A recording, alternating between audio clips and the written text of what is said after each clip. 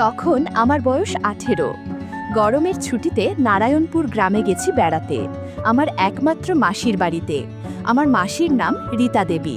মাসির বয়স তখন 39। মেশো মিলিটারিতে চাকরি করে, বর্তমানে উনি কাশ্মীরে আছেন। মাসির কোনো বাচ্চা কাচ্চা হয়নি, তবে প্রতিবার মেশো এলে চেষ্টার কমতি রাখেন না। এবারও তার ব্যতিক্রম হয়নি। গতকালই মেশো ছুটি শেষ করে চাকরিতে গিয়েছে, আর আমি এলাম আজ দুপুরে। মাসিদের বাড়িটা নদীর পাশেই, একতলা একটা বাড়ি, সামনে একটু উঠোনের মতো, চারপাশে পাঁচিল দেওয়া, পেছনে কলঘর, 3 দিকে টিনের ঘেরাও, আর সামনে একটা পর্দা টাঙানো। আমি মাসির বাড়িতে ঢুকে মাসি মাসি বলে চেঁচাতে লাগলাম। কোনো সাড়া পেলাম না, তবে ঘরের দরজা খোলা দেখে আমি ঘরে ঢুকে জামা বদলে নিলাম। হঠাৎ পেছন থেকে মাসির ডাক শুনতে পেলাম, বাবু তুই? আমি ঘুরে তাকাতেই অস্বস্তিতে পড়ে গেলাম। মাসি একটা কালো পেটিকোট আর বুকে একটা লাল ভিজে গামছা জড়িয়ে দাঁড়িয়ে আছে। বুঝতে পারলাম মাসি স্নান করছিলেন, আমার ডাকে চলে এসেছেন। মাসি এবার সামনে এসে বেশ অভিমান করেই বলল, এতদিন পর বুঝি এই পরমুখী মাসিটাকে মনে পড়ল তোর? আমি আমার মা বাবার একমাত্র সন্তান। মাসি আমাকে নিজের সন্তানের চেয়েও বেশি ভালোবাসে। অথচ এই মাসিকেই দেখে কেন জানি আমার অদ্ভুত অনুভূতি হচ্ছিল। আমি বললাম, এতদিন পর এসেছি তো কি হয়েছে, এবার অনেক দিন থেকে পুষিয়ে দেব। দেখো পরে আবার আমার জ্বালাতন সহ্য না করতে পেরে তাড়িয়ে না দাও। তুই যত পারিস আমাকে জ্বালাস, তাতে আমার আপত্তি নেই। যা তুই হাত মুখ ধুয়ে আয়, আমি তোর খাবার দিচ্ছি। এই বলে মাসি তার ঘরে গেল কাপড় পরতে। আমি কলতলায় গিয়ে হাত মুখ ধুয়ে বেরিয়ে আসতেই দেখতে পেলাম দড়িতে ঝুলছে কালো একটা ছোট পোশাক। সেটা যে মাসির তাতে সন্দেহ নেই। মাসিকে একটু আগে যেমন লেগেছিল, এখন এই শুকোতে দেওয়া ছোট পোশাক দেখেও তেমন লাগছে। আমি কাছে গিয়ে সেটা হাতে তুলতেই চোখে আটকে গেল। এমন সময় মাসির ডাক শুনে সংবিত ফিরে পেলাম। ছোট পোশাকটা দড়িতে ঝুলিয়ে আমি রান্নাঘরে গেলাম। খাওয়া দাওয়াটা ওখানেই হয়। খেতে খেতে মাসি আমাকে বাড়ির কথা জিজ্ঞেস করলো, আরও অনেক বিষয়ে প্রশ্নও করলো। আমি শুধু হ্যাঁ হুঁ করে উত্তর দিচ্ছিলাম। আমার চোখ বারবার মাসির সৌন্দর্যে আটকে যাচ্ছে। মাসি বেশ ফর্সা, একটু স্বাস্থ্যবান হয়েছে, তবে লম্বা হওয়ায় বেশ লাগে। তবে কলতলায় ছোট পোশাক দেখার পর থেকেই চোখটা বারবার মাসির দিকে আটকে যাচ্ছে। নীল শাড়িটাতে বেশ মানিয়েছে। আমি কোনো মতে খেয়ে ঘরে গেলাম। ঘরে শুয়ে পড়তে ঘুমিয়ে পড়লাম। সন্ধে হওয়ার কিছু আগে ঘুম ভাঙল। মাসি আমাকে চা দিল আর একটা চাবি দিয়ে বলল, যা চাটা খেয়ে নদীর ধার থেকে ঘুরে আয়, ভালো লাগবে। আর এই চাবিটা রাখ, আমি একটু মন্দিরে যাব। আমি চলে এলে তো এলামই, আর না এলে তুই এই চাবিটা দিয়ে তালা খুলিস। এই বলে মাসি বেরিয়ে গেল। আমি নদীর ধারে হাঁটতে লাগলাম। কিছুক্ষণ হেঁটে বাড়ি ফিরছি। একটু হেঁটে রাস্তার পাশে একটা গাছের আড়ালে বসলাম। কিছুক্ষণ পর যেই গাছের আড়াল হতে বেরোবো, অমনি রাস্তায় দুটো নারী বিপরীত দিক থেকে এসে মিলিত হয়ে থামল। আমি ভাবলাম ওরা চলে গেলে তবেই বেরোবো, নইলে এই সন্ধেবেলায় আড়াল থেকে বেরোতে দেখলে অন্য কিছু ভাবতে পারে। নারী দুটোর একজন মাসির বয়সী, আর একজনের বয়স 45 হবে। তাদের কথা শুনে জানলাম বয়সে যে একটু বড় তার নাম গোপী, আর ছোটটা সীতা। আমি অজ্ঞতা তাদের কথা শুনতে লাগলাম। গোপী বলল, হ্যাঁ রে সীতা, এই সন্ধেবেলা কোথায় যাচ্ছিস? সীতা বলল, আরে গোপী বৌদি যে, এই তো রীতাদির বাড়িতে, ও ব্লাউজ পেটিকোট বানাতে দিয়েছিল, ওটা দিতে যাচ্ছি। গোপী বলল, দেখি ব্লাউজগুলো, ইস ব্লাউজের কি অবস্থা, এই হালকা ব্লাউজ কেন যে পরে বুঝি না। সীতা বলল, কি যে বল না, গরম বলেই হালকা কাপড়ের ব্লাউজ বানিয়েছে।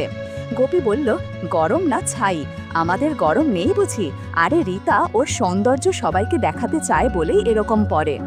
এই বলে গোপী নামের মহিলাটি চলে গেল।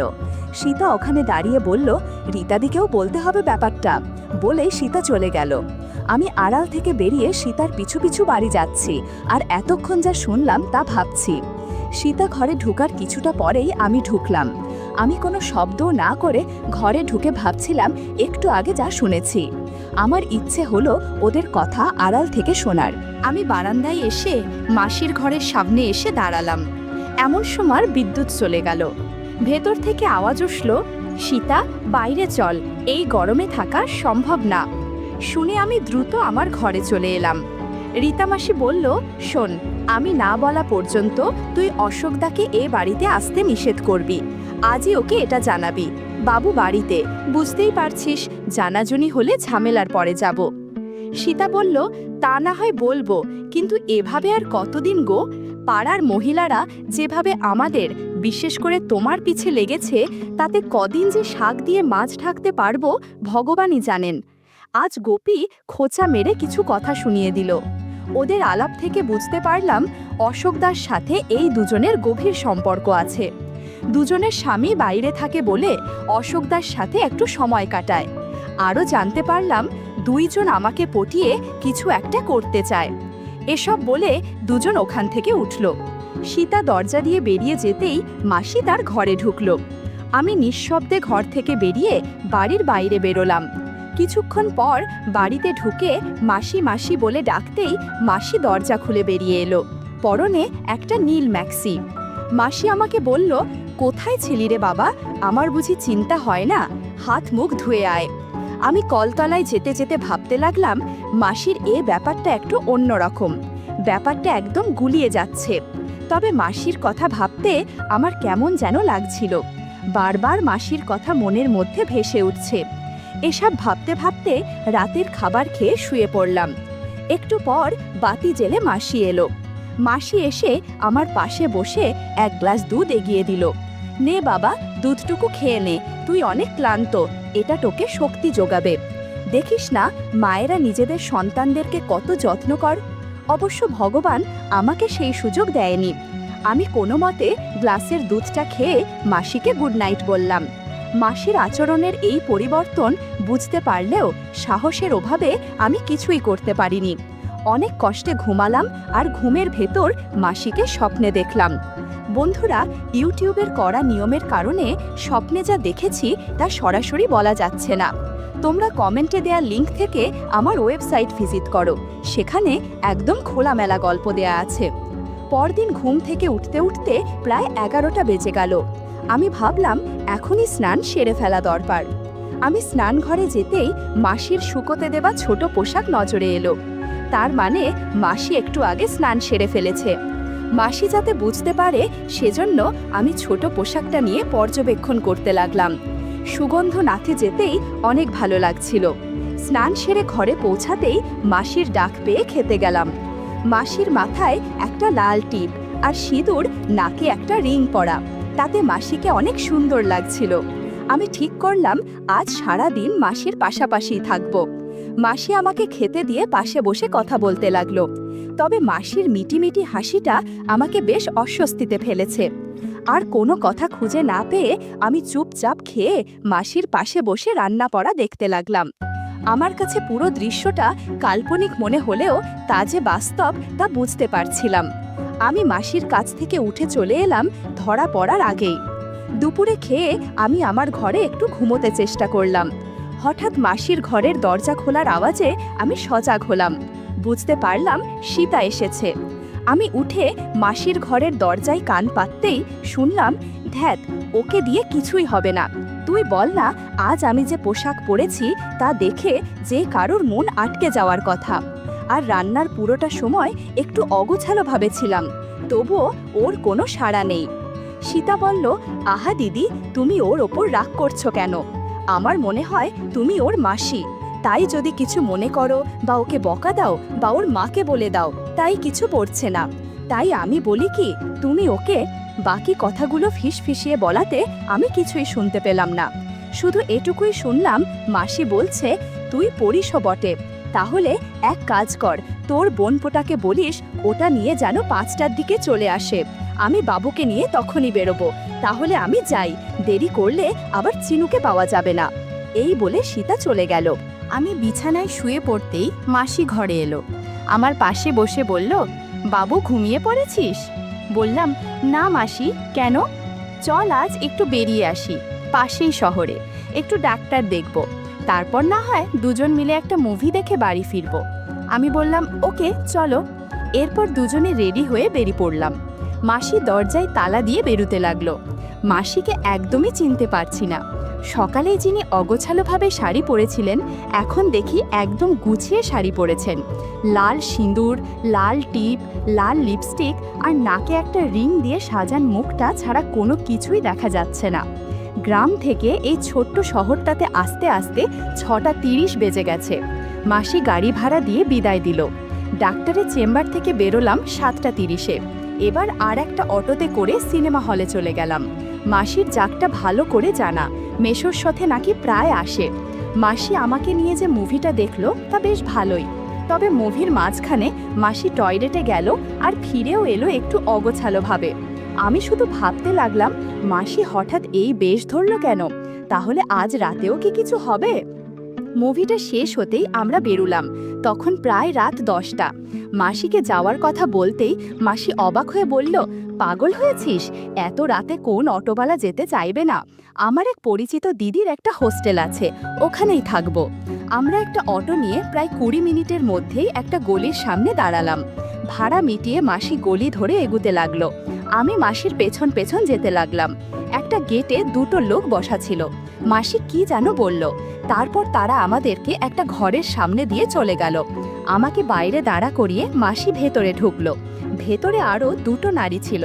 তারা যে মাসির পরিচিত তা বোঝা যাচ্ছে। একটু পরেই মাসি একটা মহিলাকে সাথে নিয়ে বেরিয়ে এলো। তারা দুজন সামনে আর আমি পেছন পেছন যেতে লাগলাম। পুরানো এই বাড়িটির দোতলার একদম উত্তরের ঘরের সামনে নিয়ে মহিলাটি চাবি দিয়ে চলে গেল। মাসি চাবি খুলে ভেতরে ঢুকলো, আমিও তাই। বাতি জ্বালতেই বেশ ভালো লাগলো। সাজানো একটা ঘর, বড় একটা খাট, লাগোয়া বাথরুম, একটা টেবিলও আছে। আমরা ঘরে ঢোকার একটু পরেই সেই মহিলাটি 2টো টাওয়েল আর একটা পরিষ্কার লুঙ্গি দিয়ে গেল। মাসি ওটা নিয়ে ওকে বলল ঘরে খাবার দিতে। আমি তো বেশ অবাক, এরা এত যত্ন আত্তি করছে, ব্যাপারটা কি? মাসিতে জিজ্ঞেস করতেই বলল এই হোস্টেলের মালিক তার বেশ পরিচিত। আমরা ফ্রেশ হয়ে খেয়ে দিয়ে টিভি দেখতে লাগলাম। হঠাৎ পাশের ঘর থেকে কেমন যেন থপথপ আওয়াজ আসতে লাগলো। আমি মাসিকে সেটা জিজ্ঞেস করতেই মাসি মুখ টিপে হেসে বলল, মনে হয় হাতুড়ি পিটিয়ে কাজ করছে, তুই টিভি দেখায় মনোযোগ দে তো। আমার কেন যেন সন্দেহ হচ্ছিল। আমি ঘুমাবো বলে শুয়ে পড়তে মাসি বলল, কিরে ঘুমিয়ে পড়বি? আমি বললাম, তাছাড়া কি করব, রাত 12টা বাজে। গরমের দিনে এটা কি এমন রাত বলো তো? এটা বলতে বলতেই মাসি শাড়ি চেঞ্জ করতে লাগলো। আচমকা মাসির এই কাণ্ড দেখে আমার অস্বস্তি হলো। এই গরমে শাড়ি পরে ঘুমোতে একদমই আরাম পাবো না, তাই একটু চেঞ্জ করে নিচ্ছি। এর সময় মাসি আমাকে কিছু প্রশ্ন করেছিল। মাসির এমন সরাসরি প্রশ্ন আশা করিনি। আমি কোনো মতে মাথা নাড়লাম। এ সময় অনেক না বলা ঘটনা ঘটে যায়, যা বলে বোঝানো যাবে না। বন্ধুরা, ইউটিউবের কড়া নিয়মের কারণে এসব ঘটনা সরাসরি বলা যাচ্ছে না। তোমরা কমেন্টে দেওয়া লিঙ্ক থেকে আমার ওয়েবসাইট ভিজিট করো, সেখানে একদম খোলামেলা গল্প দেয়া আছে। এভাবে 2 ঘন্টা পর কখন যে ঘুমিয়ে গেছি জানি না। সকালে ঘুম ভাঙতেই দেখি মাসি স্নান সেরে চুল আঁচড়াচ্ছে। আমাকে দেখে একটু হেসে বলল, যা স্নান করে নে, ফ্রেশ হয়ে নে, কাল গুড় খেয়েছিলি সেটা কাপড়ে লেগে আছে।